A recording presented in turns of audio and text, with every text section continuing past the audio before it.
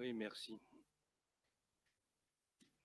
Je suis un élu local depuis un certain nombre d'années, de nombreuses années. Dans les différentes collectivités où j'ai siégé, j'ai vu passer au fil des années un certain nombre de rapports de la Chambre régionale des comptes.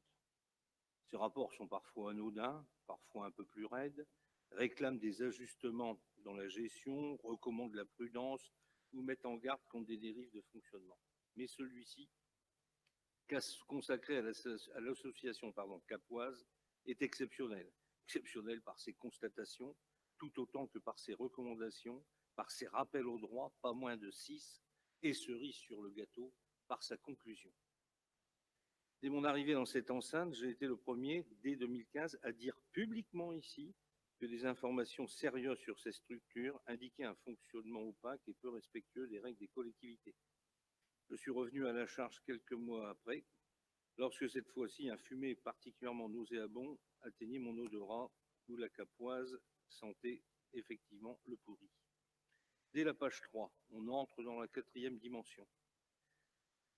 La synthèse est édifiante. Toute l'organisation qui pourrait s'intituler Cosa Nostra et son fonctionnement est hors la loi.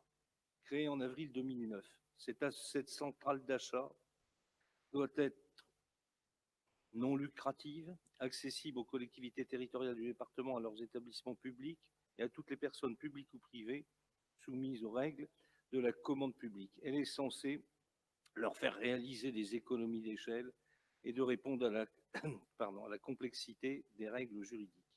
En 2013, Capoise étend ses tentacules sur toutes les Picardies, sur les 3 départements, et en 2016, le périmètre, cette fois-ci, devient celui de la nouvelle région Capoise-Hauts-de-France. C'est un véritable supermarché. Fourniture de denrées alimentaires, matériel informatique, bureautique, produits d'hygiène, d'entretien, de mobilier, d'outillage, de quincaillerie et de carburant. C'est à la fois Auchan, Conforama, Leroy Merlin et Total. Mieux encore, jusqu'en 2013, ce géant de la distribution réalise des mandats de travaux de bâtiments et de voiries, puis d'assistance à maîtrise d'ouvrage, alors que ce n'est pas du tout dans ce qui était prévu au départ, et que ça n'est notifié nulle part, et a également proposé des prestations de restauration collective. Il ne manquait plus qu'un service de pompe funèbre. Je recommande à tous les contribuables la lecture de ce document qui se dévore comme un roman policier. Il n'y a pas une seule page sur les 52 du rapport qui n'amène pas son lot, j'ai usé, je crois, 2 stabilos, son lot de surprises, de faits incroyables mais vrais. Il n'y a pas un paragraphe exempt de reproches de la Cour régionale des comptes. Il est impossible, à moins d'y passer la journée, de tout citer. Il serait même trop long de reprendre ne serait-ce que 10% des observations accablantes de la Chambre. Je n'en citerai que quelques-unes. La gestion confiée de 2009 à 2004, je cite, de 2009 à 2004 à plusieurs délégués généraux, par ailleurs fonctionnaires territoriaux, qui ont cumulé illégalement emploi privé et emploi public de direction au sein du département de l'Oise. Gestion des achats entaché de nombreuses atteintes aux principes fondamentaux de la commande publique, entorse à la réglementation et nombreuses zones de risque dans les domaines comptables et financiers, statut associatif de la capoise, source d'insécurité juridique pour les collectivités membres ou bénéficiaires des services de l'association. 6 rappels au droit à la page 25, 34, 39, 45, 47, 50, toujours non mis en œuvre, en tout cas à la date du 9 août dernier, 2018. Relations capoises et collectivités strictement commerciales, tout ça est écrit noir sur blanc. Services d'achat et revente, modèle commercial financé par des commissions sur les ventes. En 2016, 480 collectivités ou organismes de services publics ont utilisé Capoise, département, Oise, Aisne, Somme, 299 communes et EPCI, 120 collèges et lycées, 31 établissements de santé et 24 autres organismes. Comme disait Bachougne, ma petite entreprise ne connaît pas la crise. Multiples contradictions avec les règles de la commande publique. Pourcentage pris sur le dos des collectivités et sur l'argent public et donc sur le dos du contribuable. Le délégué général de 2009 à 2014, aussi directeur général adjoint de l'administration générale, payé de manière astronomique, on le sait, certains le savent, par le biais notamment de primes annuelles, puisqu'il ne pouvait pas avoir un salaire supplémentaire officiel. Ces primes atteignaient, semble-t-il, 40 000 euros par an. De 2009 à 2015, le délégué général et ses deux adjointes ont cumulé emploi de fonctionnaire et activités rémunérées à la Capoise sans contrat de travail, un peu comme un boulot black, rétribué par d'énormes primes annuelles. En termes de tenue de la comptabilité, je cite toujours, hein, qui ne respecte pas le code du commerce.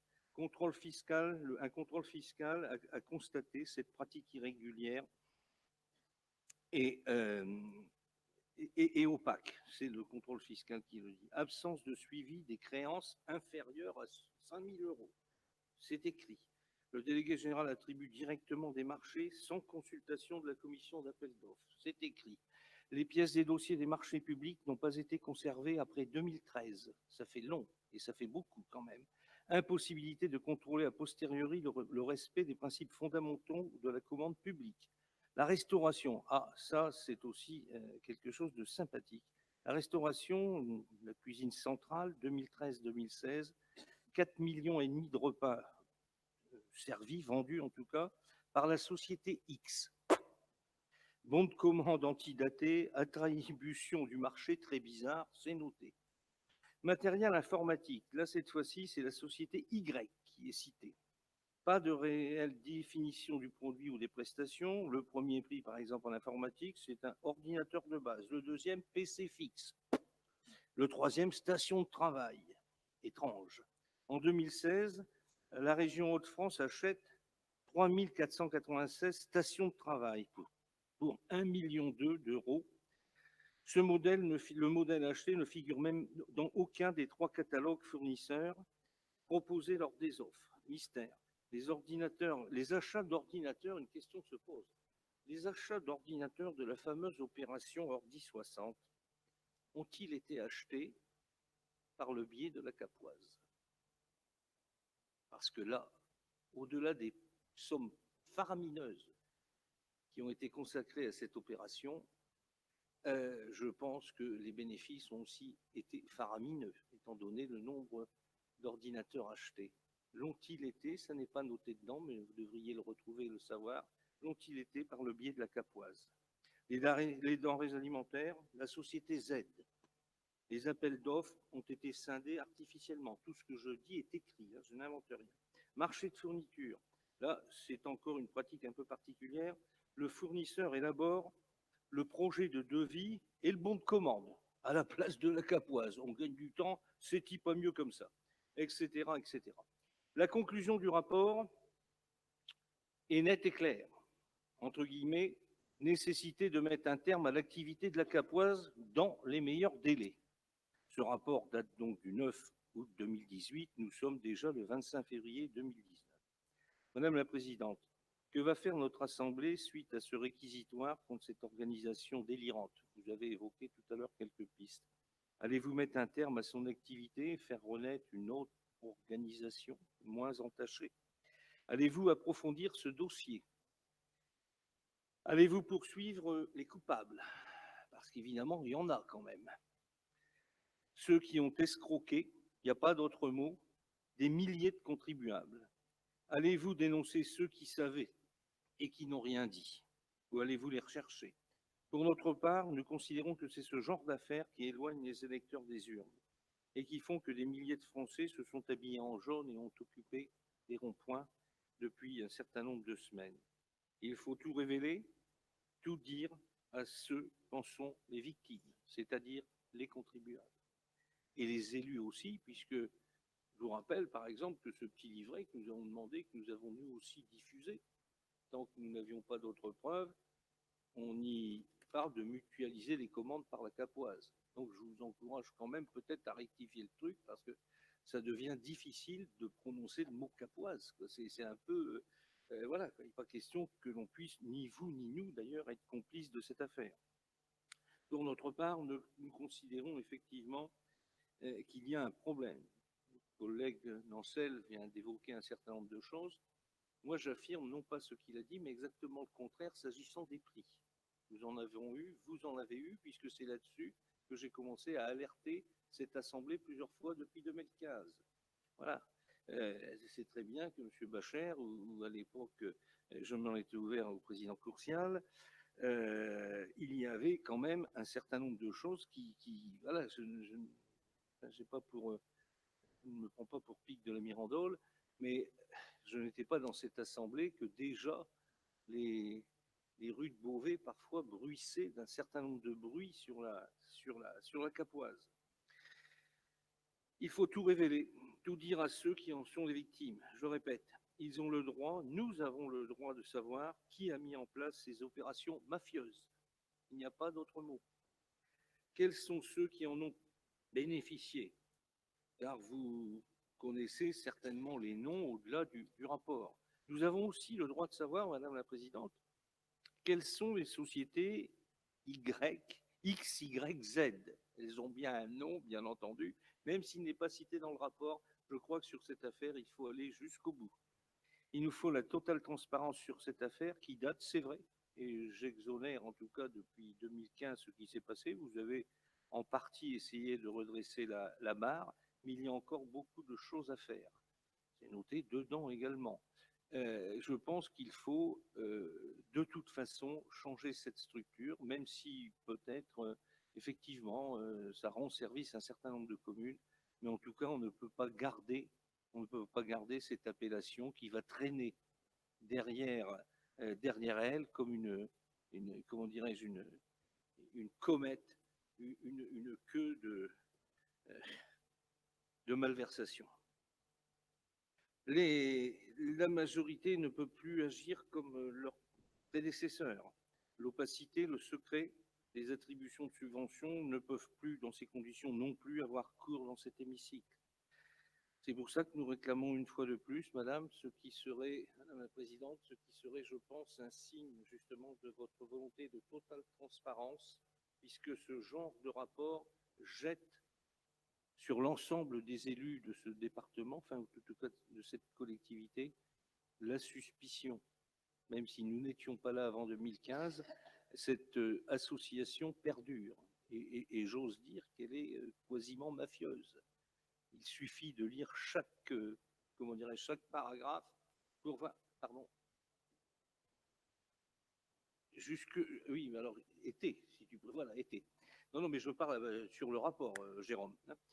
Et donc, effectivement, il faut absolument changer tout cela. C'est une des raisons peut-être pour lesquelles parfois certains d'entre nos collègues ne comprennent pas pourquoi nous refusons de participer au marché d'appel d'offres. Et je ne dis pas que c'est le cas aujourd'hui. Et quand on rentre dans le vif du sujet, dans ce genre de rapport, il est évident que l'on voit que les choses sont biaisées bien avant les appels d'offres. Et donc, puisque là, pire encore, il n'y en avait parfois même pas. Donc, c'est encore mieux.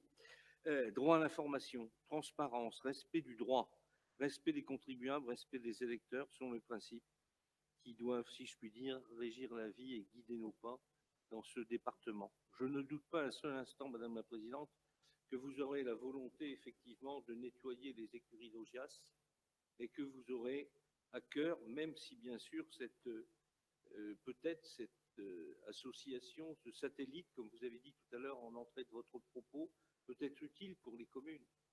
Mais il ne faut pas que l'utilité pour les communes masque ou tout au moins permette un certain, allez, on va être clair, détournement d'une manière ou d'une autre de l'argent public en faisant croire aux collectivités, notamment aux communes, qu'ils y font, si je puis dire, des économies ou des affaires, alors qu'en fait, ce qu'ils achètent leur est revendu par quelqu'un qui prend une marge. Au passage, c'est noté noir sur blanc. Je sais, Madame la Présidente, que vous avez à cœur un certain nombre de bons principes, mais nous ne pouvons plus, effectivement, ne pas savoir toute la vérité sur cette affaire. C'est extrêmement important. On ne peut pas se contenter, si je puis dire, de tourner la dernière page de ce rapport aujourd'hui sans avoir de votre part l'engagement d'y revenir, non seulement pour les modifications que vous allez souhaiter y apporter, Et puis également, moi je le dis très sincèrement, il faut absolument changer le nom de cette association. Ça n'est pas possible. Nous allons l'avoir sur le front comme une tâche indélébile. Merci, Madame la Présidente. Merci, Monsieur Guignot. Je vais passer la parole à... Attendez, tu avais levé la main, Jérôme? Pas pour le moment. Donc, Monsieur Le Tourneur. Écoutez, je rends hommage à mon collègue là, qui vient s'exprimer sur la capoise. Je ne suis pas toujours d'accord avec lui, mais je salue son intervention, qui a été très brillante et qui a été une information de qualité. Parce que ici, l'opposition, souvent, elle est traitée avec un petit sourire en coin. Ça, il faudrait quand même que ça change. Voilà, donc je salue l'intervention de mon collègue Michel Guignot. D'ailleurs, je vais me procurer sans tarder ce rapport de la Cour des comptes concernant la capoise, car j'aime bien avoir des archives de qualité. Alors, ceci étant, Madame la Présidente, si vous permettez, je viens de lire votre courrier au Président. Bien sûr. Attendez, monsieur Le Tourneur. Oui, si vous permettez, j'en ai 30 secondes. Non, on reste sur la capoise, s'il vous plaît. D'accord. Et puis, si vous voulez revenir sur ça, je veux bien plus tard. Mais pour le moment, si vous voulez bien, on reste sur le dossier capoise.